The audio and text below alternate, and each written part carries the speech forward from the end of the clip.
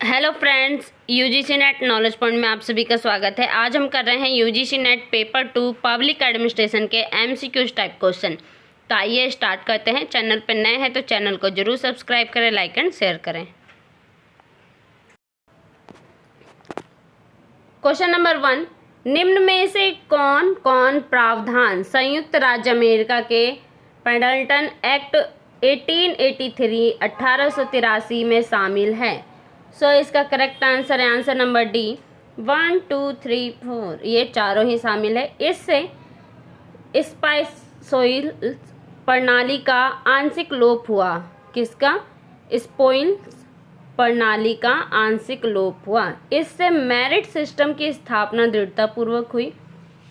इससे संयुक्त राज्य लोक सेवा आयोग की स्थापना हुई।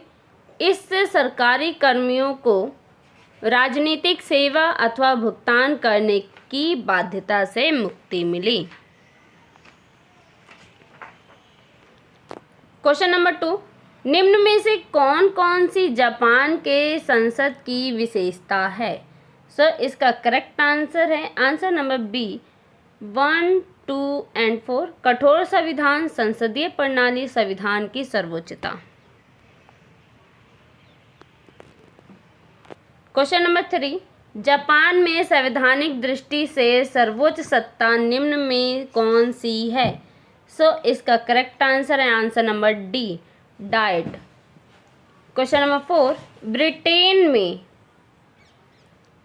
भर्ती के लिए मेथड सेकंड पहल की शुरुआत किस वर्ष हुई थी? इसका करेक्ट आंसर है आंसर नंबर बी 1945 में, 1945 में।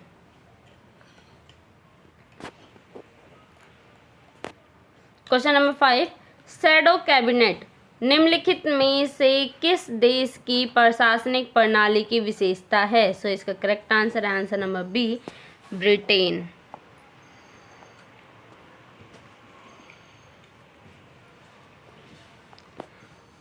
क्वेश्चन नंबर 6, निम्नलिखित में से कौन से जोड़े सही है? इसका करेक्ट आंसर है answer number B second and third. Japan विकेंद्रीकरण, फ्रांस डिस्टेंटेशन। क्वेश्चन नंबर 7,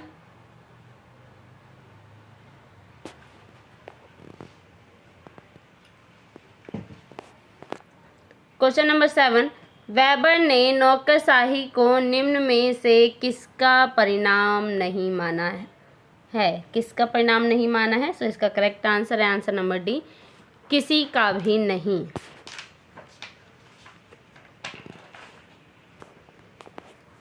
क्वेश्चन नंबर 8, निम्न में से किसने नौकरशाही को कॉस्मोपॉलिटन्स और लोकल्स में वर्गीकृत किया है? इसका करेक्ट आंसर है answer number B William Delaney ने। क्वेश्चन नंबर 9, निम्न में से कौन सी अवधारणा चेस्टर बर्नार्ड से संबंधित है? इसका करेक्ट आंसर है आंसर नंबर बी 1, 3, 4 एंड 5। योगदान, संतुष्टि, संतुलन, निर्णय लेने में महत्वपूर्ण तथ्य, सत्ता की स्वीकार्यता का सिद्धांत, सहकारिता प्रणाली के रूप में संगठन।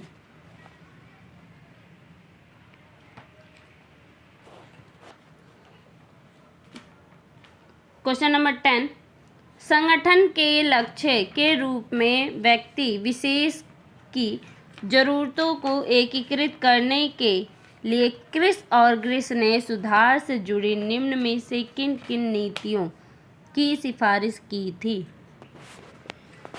इसका करेक्ट आंसर है answer number B 1, 2 and 3। Matrix organisation, double loop learning तकनीक, पार्टिसिपेटिव लीडरशिप।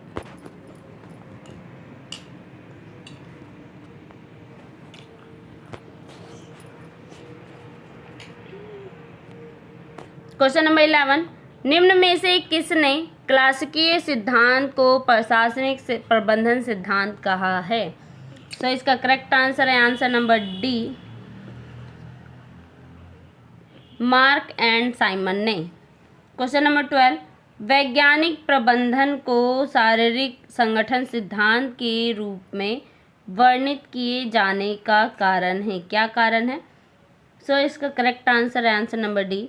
इसका संबंध केवल उसी श्रेणी के कार्मिकों के व्यवहार से होना जो उत्पादन कार्य से जुड़े हो। क्वेश्चन नंबर 13, हेनरी फ्योल द्वारा निर्दिष्ट प्रशासन के सिद्धांत में शामिल है। क्या शामिल है? सो इसका करेक्ट आंसर है आंसर नंबर ए, निर्देशन, विकेंद्रीकरण, विशिष्टीकरण, एक्सपर्ट डी कॉर्प्स और व्यवस्था में सामंजस्य। क्वेश्चन नंबर 14, संगठन से संबंधित मानव संबंध सिद्धांत के माध्यम से भागीदारी प्रबंधन के निम्न में से किन किन लाभों की वकालत की गई है? सो इसका करेक्ट आंसर है आंसर नंबर सी, 1, 2 एंड 4। कार्मिकों से संबंधित निर्णयों को प्रभावित करने की अनुमति कार्मिकों को प्राप्त होना, इसके फलस्वरूप उत्पादकता में वृद्धि होना, कार्मिकों द्वारा सांगठनिक लक्ष्य को स्वीकारना। क्वेश्चन नंबर 15, निम्न में से किसका कहना है कि अल्टन मेयो अपने वैज्ञानिक कार्यों के नीतिगत पूर्वानुमानों को सूक्ष्मता से परिभाषित करने में असफल रहे? इसका करेक्ट आंसर है आंसर नंबर सी, बेंडिक्स और फिशर। क्वेश्चन नंबर 16, वंश पदानुक्रम के संबंध में निम्न में से कौन से कथन सही है? सो इसका करेक्ट आंसर है आंसर नंबर बी, 1, 2 एंड 4। इसे क्रीड़ाबद्ध श्रृंखला भी कहते हैं। इसका आशय क्रमिक स्तर के श्रेणी संगठन से है। इसका आशय उच्चतर द्वारा निम्नतर पर शासन से है। क्वेश्चन नंबर 17, निम्न में से कौन सी सर्वश्रेष्ठ समन्वयकारी युक्ति है? सो इसका करेक्ट आंसर है आंसर नंबर बी, नियोजन। क्वेश्चन नंबर 18, आदेश के अनुसार अक्षरशः कर्तव्य निर्वहन निम्न में से किस सिद्धांत से संबंध है? सो इसका करेक्ट आंसर है आंसर नंबर सी, जवाबदेही।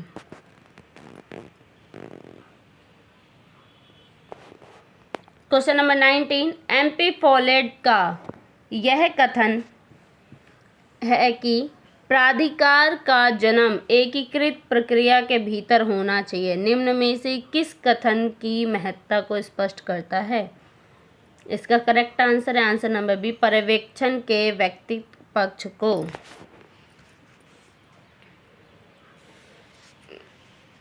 क्या है इसका करेक्ट आंसर? पर्यवेक्षण के व्यक्तिगत पक्ष को।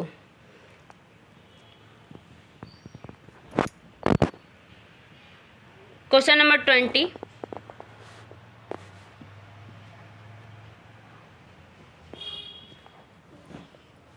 नियंत्रण के विस्तार के संबंध में निम्न में से कौन से कथन सही है? सो इसका करेक्ट आंसर है आंसर नंबर बी, 1, 2, 3, 4। ये चारों ही कथन सही है। इसका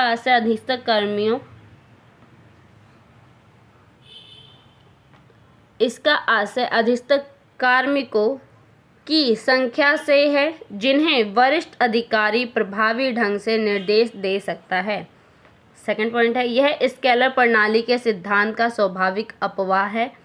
थर्ड पॉइंट है, यह अधीनस्थ कार्मिकों की संख्या निर्धारण की समस्या से ग्रस्त है। यह ध्यान विस्तार की मनोवैज्ञानिक समस्या से जुड़ा है। आज के लिए वीडियो इतना ही। वीडियो अच्छी लगे तो लाइक कीजिए, शेयर कीजिए, सब्सक्राइब कीजिए। धन्यवाद।